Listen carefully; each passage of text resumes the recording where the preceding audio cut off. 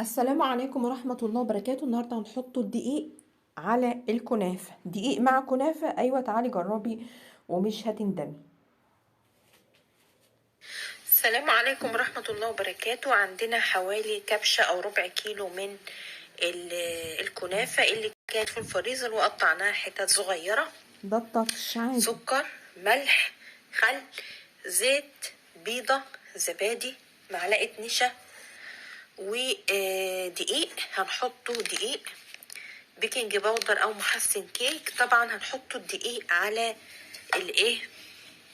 الكنافة وإن شاء الله تطلع زي الفل. هنا ده عبارة عن نص كوباية سمنة سيحتها على النار. تمام. وهنحتاج مية سخنة، يا مية سخنة أو حليب سخن. تمام. بدل أنا حاطة زبادي فمش هحط حليب. المية لازم تكون مية مغلية. نحط عليها وتعالوا نشوفوا بقية المكونات مع بعض. طبعا هنحطه حوالي نص كوباية. الحقيقة هو أصول يكون نص كوباية سكر. انا اصول اكون طحناه، لكن انا الحقيقة كنت مستعجلة عشان رايحة مشوار. فهنحط الحاجات السائلة الاول اللي هي تدوب الرز، اللي هو السكر قصدي، مش عارفة دماغي في الرز دي. ادي معلقة زبادي، كوباية او كوباية الا معلقة. هنحطه معلقة خل صغيرة، معلقة فانيليا سايلة. تمام. كل الحاجات دي زي ما قلت هتساعد ان السكر يدوب مننا.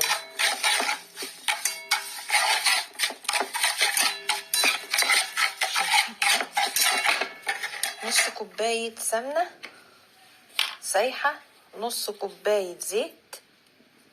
ممكن تحطي بدال السمنة زبدة، مفيش اي مشاكل. اهي دي كلها الحاجات السايلة. رشة ملح صغيرة تظبط التست وتظبط المكونات. اهي هننزل بالبيضة برضو وندوبها ونشوف هنعمل ايه. شايفين يا جماعة؟ ادي البيضة والسكر والزبادي. ادي البيضة كسرناها اهي.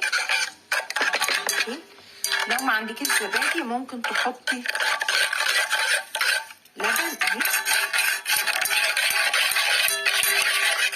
طبعا كل الحاجات دي هندوبها. طبعا يا جماعة الحاجات دي لازم تدوب جامد قوي، ولو سكر بودرة مش هتاخد وقت في الذوبان. بصوا يا جماعة، يبقى الخليط عشان ما نتلخبطوش: نص كوباية سكر مطحون، معلقة او شعرة من الملح، معلقة خل، نص كوباية زيت، فانيليا، نص كوباية سمنة. طيب ايه بقى الفكرة الجديدة؟ ان هنحطه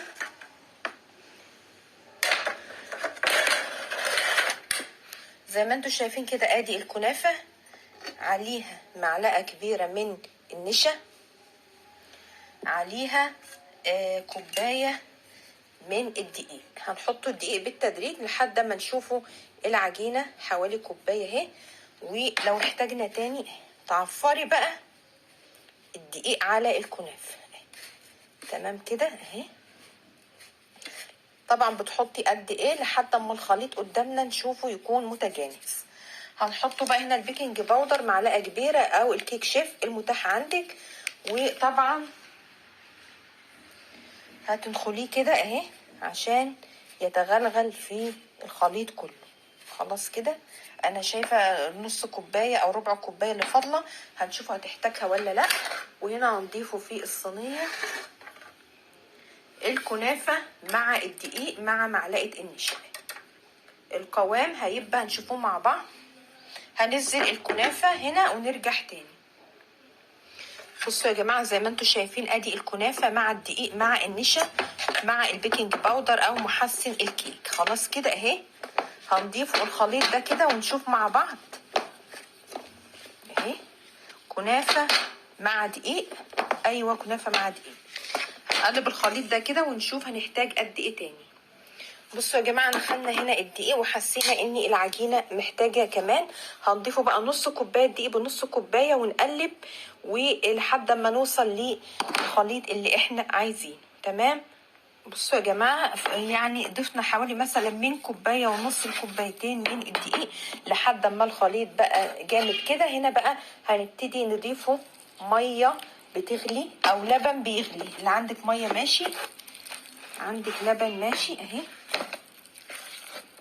هنحاول طبعا نخلي القوام ولا خفيف قوي ولا تقيل قوي. هنقلب الخليط مع بعض وبعدين هنرجع تاني. بصوا يا جماعة، طبعا بنحاول نضيف المية المغلية بالتدريج، ومية مغلية من أسباب نجاح العجينة. شايفين كده؟ طبعا كده تقيلة جامد. هنبتدي كمان نضيف شوية مية بشوية مية لحد ما نحصل على عجينة اللي هي عجينة الكيكة، بتبقى ولا تخينة قوي ولا خفيفة قوي، اللي هي عجينة متوسطة. بس كده اهي. شايفين؟ هنبتدي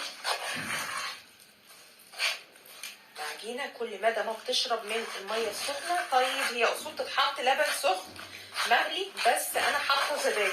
تمام.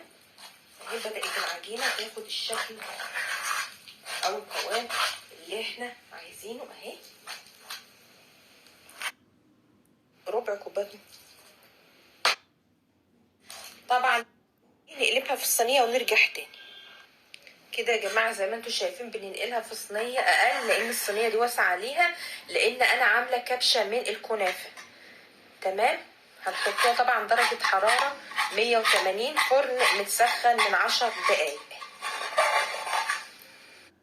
عايزة اقول لكم حاجة يا جماعة، يبقى انا هنا بضيف الدقيق بالتدريج وبضيف المية السخنة او اللبن السخن بالتدريج عشان احصل على عجينة متوسطة الكثافة.